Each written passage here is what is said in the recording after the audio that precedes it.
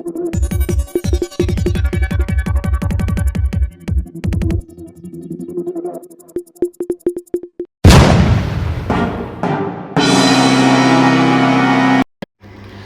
भूवस्तीत झालेली घरफोडी अवघ्या 24 तासात उघडकीस आणून नंतर आंतरराज्यातील 3 रेकॉर्डवरील सराईत आरोपितांची टोळी जेरबंद करून 57,66,210 रुपये किमतीचा मुद्देमाल हस्तगत केल्यानं सदर पथकास माननीय पोलीस आयुक्त नाशिक शहर यांच्याकडून 75,000 रुपयांचं बक्षीस मंजूर.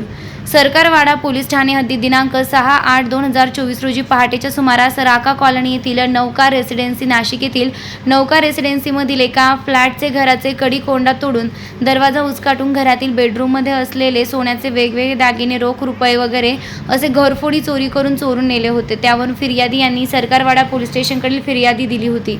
गुन्हे शाखा युनिट क्रमांक 1 चे पोलीस अधिकारी व अंमलदार यांनी समांतर तपासादरम्यान घटनास्थळास तात्काळ भेट दिली.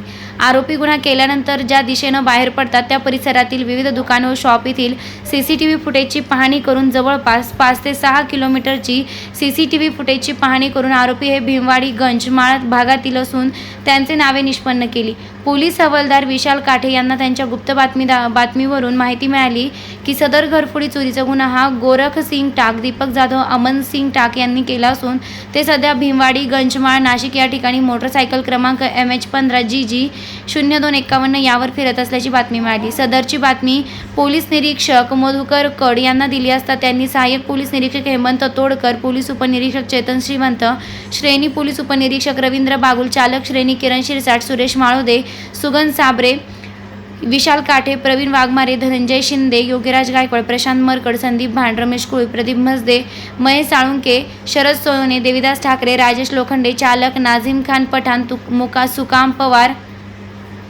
मिलिंद सिंग परदेशी, विशाल देवरे, आप्पा पानोळ, मुक्तार शेख, राम बर्डे, विलास चारोस्कर, जगेश्वर बोरसे, राहुल पालखेडे, अमोल कोष्टी, नितीन जगताप, अनुजा यलवे, समाधान पवार अशांचं पथक तयार करून आरोपींचा शोध घेण्याकामी नाशिक शहर परिसरात रवाना केलं. पथकानं भीमवाडी गंजमाळ नाशिक येथे सापळा लावून मिळालेल्या बातमीप्रमाणे मोटरसायकल क्रमांक MH15 GG 0251 हिचेवरील गोरख सिंग, गागा सिंग टाक, दीपक तुकाराम जाधव, अमन सिंग पंजाब सिंग टाक, वय वर्ष 30, सर्व राहणार भीमवाडी गंजमाळ नाशिक यांना पकडून त्यांनी दिलेल्या कबुलीवरून उक्त गुन्हा उघडकीस आला असून आरोपी अमन सिंग पंजाब सिंग टाक व दीपक तुकाराम जाधव यांनी दिलेल्या निवेदनावरून गुन्ह्यातील गेलेला माल 56,31,210 रुपये किमतीचे 866.340 ग्रॅम वजनाची सोन्याचे वेगवेगळे दागिने व लगड हस्तगत करण्यात आले आहेत.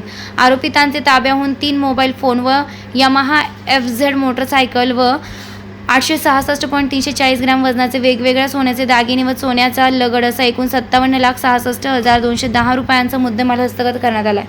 त्यावरून सदर गुन्हा उघडकीस आला आहे. तसेच आरोपितांची गुन्ह्यात वापरलेली मोटरसायकल ही सुमारे 2 ते 3 दिवसांपूर्वी श्रीलक्ष्मी पार्क अपार्टमेंट परिसरातून चोरी केल्याची कबुली दिल्याने चोरीचा गुन्हा उघडकीस आला आहे. तरी आरोपितास पुढील तपासकामी सरकारवाडा पोलीस ठाणे यांचे ताब्यात दिले आहे. स्टार लक्ष मराठी न्यूजसाठी रफिक सय्यद. 2 दिवसातला घटनाक्रम आहे. परवा सकाळी आम्हाला धुळ्याला असताना 9:30 वाजता कळलं की आपल्या घरी मोठी चोरी झाली आणि मिसेसचे आणि कन्याचे बरेच दागिने चोरून दिले. आम्ही 3 तासात धुळ्याहून नाशिकला पोहोचेपर्यंत पोलिसांनी अतिशय कार्यक्षम पद्धतीने डॉग स्क्वॉड असेल, त्याचं इंटेलिजन्स असेल, क्राईम ब्रँच असेल, हे सर्व लोक घटनास्थळी हजर होऊन त्यांनी कामाला सुरुवात देखील केली. आम्ही पोहोचल्यानंतर त्यांनी आम्हाला आश्वस्त केलं की तुम्ही आमच्यावर विश्वास ठेवा, विदिन 24 आवर्स मॅक्सिमम 48 आवर्समध्ये आम्ही सगळं हस्तगत करून दाखवू.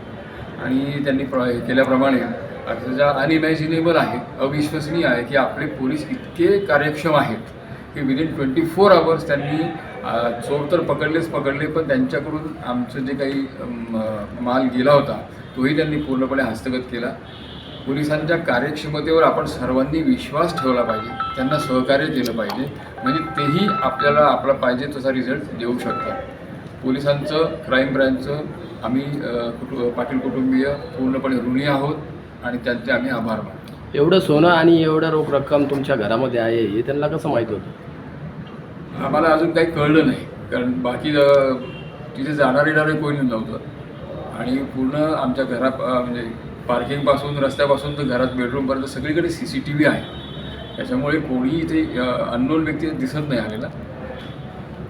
त्यांनी पोलीस तपास चालू आहे त्याच्यावर. धुळ्याला किती दिवस झाले तुम्ही गेले होते? आम्ही आता जवळजवळ 10 दिवसापूर्वी आम्ही धुळ्याला गेलो होतो. लग्नासाठी आम्ही नाशिकला आलो होतो, त्यावेळेस आम्ही धुळ्याला, त्याच्यानंतर आम्ही धुळ्याला गेलो 10 दिवसापूर्वी.